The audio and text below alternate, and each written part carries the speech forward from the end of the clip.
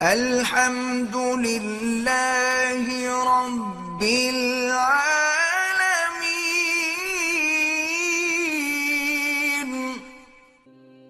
یہ جو کتابوں میں لکھا ہے فقہ کی کہ جانور کی 7 چیزیں حرام ہیں، ناجائز ہیں، اس پہ بھی بعض لوگ اعتراض کرتے ہیں یہ حنفیوں نے اپنی طرف سے نا ایک حلال کو حرام کر دیا۔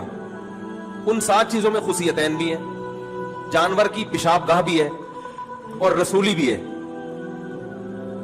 بھائی یہ اسی وجہ سے فقہاء نے اس کو ناجائز قرار دیا ہے کہ یحرم علیہم الخبائث، نبی کا ایک وظیفہ یہ بھی تھا کہ وہ خبیث چیزوں کو حرام کر دیں گے۔ تو اب ہر چیز میں انگلی پکڑ کے نہیں بتایا جائے گا یہ حلال ہے یہ حرام ہے، کچھ چیزیں تو بتائی جائیں گی، کچھ اصول اور ضابطے بتا دیے جائیں گے۔ جو جانور کی رسولی نکلتی ہے وہ گندا گوشت ہوتا ہے جو پھوڑے کی شکل میں آتا ہے، اس پھوڑے کو کھانے کے لیے الگ سے حدیث کی ضرورت نہیں ہے کہ پھوڑا کھانا حرام ہے جانور کا، سمجھ میں آ رہی ہے بات؟ اس کے لیے اتنا کافی ہے کہ وہ گندا گوشت ہے، وہ غلیظ ہے۔ اسی طرح یہ جو خصیتین ہیں یہ بھی پیدا کرتے ہیں گندگی کو۔ گردے جو ہیں وہ پیشاب کو فلٹر کر کے نکال دیتے ہیں، گردے پیدا نہیں کرتے گندگی، جبکہ یہ سے پیدا ہوتی ہے گندگی، الگ نہیں کیا جا سکتا گندگی کو اس سے۔ اسی طرح یہ جو پیشاب گاہ ہے یہ بھی کوئی ایسی چیز نہیں ہے جو انسان کھائے، سلیم الطبع انسان اس سے نفرت کرتا ہے۔ اب اس پہ دلیل ہم سے مانگتے ہیں، قرآن میں کہاں لکھا ہے، حدیث میں کہاں لکھا ہے؟ بہت سی چیزیں حدیث میں ہوتی ہیں، اس کے لیے تفقہ چاہیے، بصیرت چاہیے۔ پھر بھی اگر آپ نہیں مانتے تو کم از کم طنز تو نہ کریں میرے بھائی، کھائیں آپ، دیکھ بنا کے کھائیں، آپ دعوت کریں لوگوں کی کہ بھئی آج ہم نے یہ چیز پکائی ہے،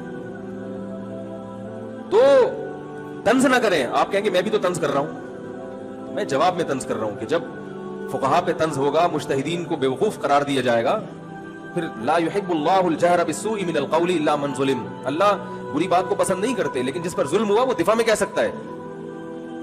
اختلافی مسئلہ ہے، بعض مجتہدین کہتے ہیں حلال جانور کی سب چیزیں حلال ہیں، تو ٹھیک ہے ان کی رائے ہے، وہ بھی قابل احترام ہمارے لیے۔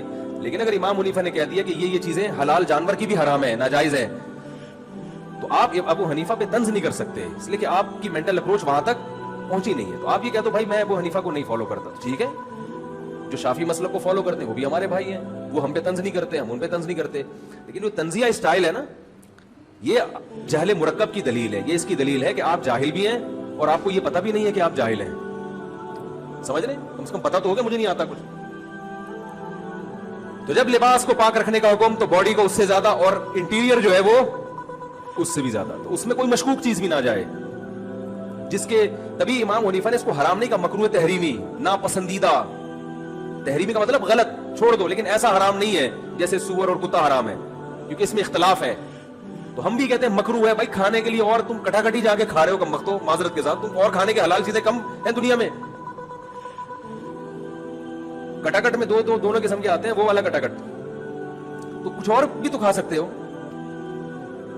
تو یہ اور اس پہ بہت دلائل ہیں، لیکن وہی بات ہے ٹاپک ہی چینج ہو جاتا ہے، پھر میں الگ ہی ٹریک پہ چل نکلتا ہوں۔